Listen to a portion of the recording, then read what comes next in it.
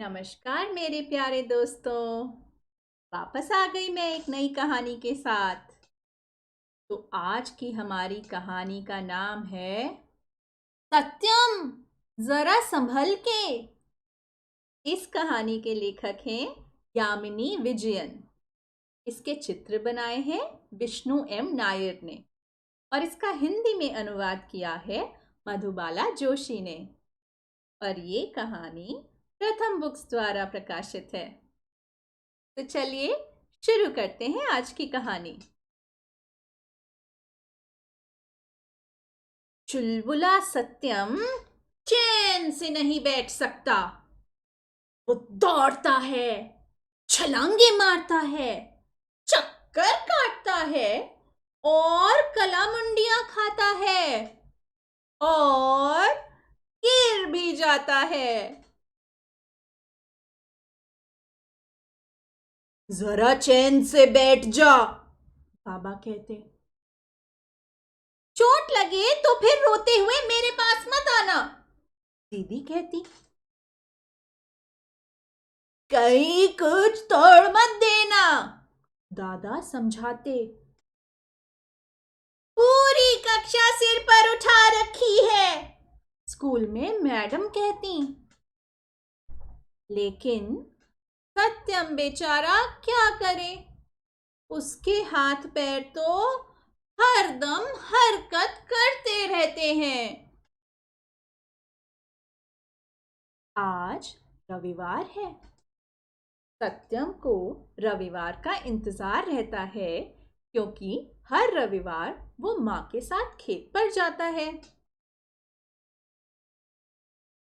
खेत घर से बहुत दूर है।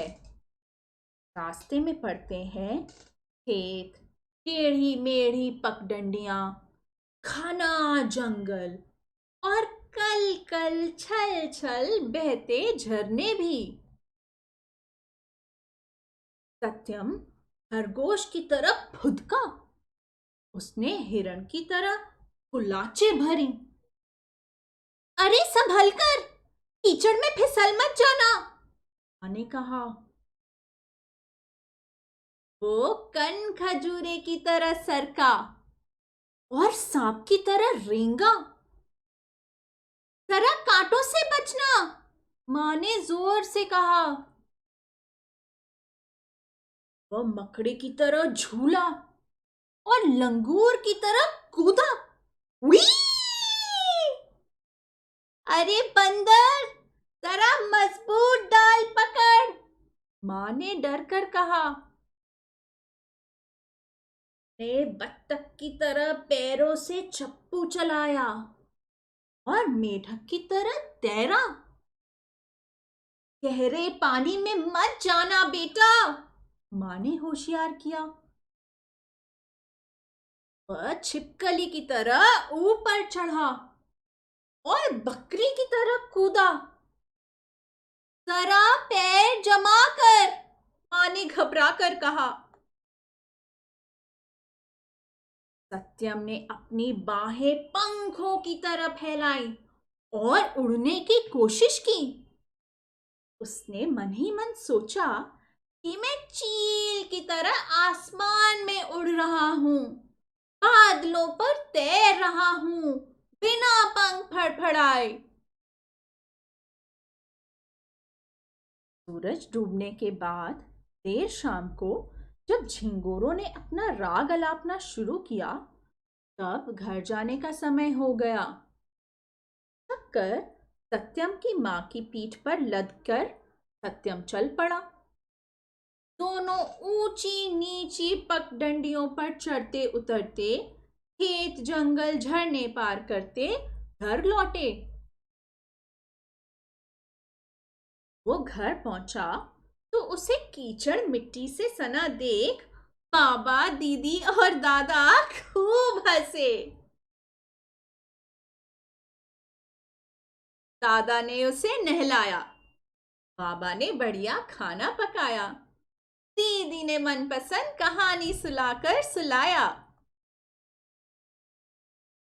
सपने में सत्यम दौड़ा और कूदा और घूमा और उसने कला मुंडियां खाई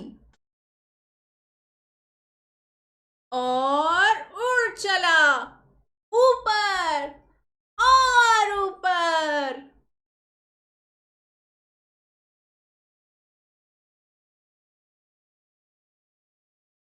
उफ, कैसी कैसी चाल चलता है सत्यम।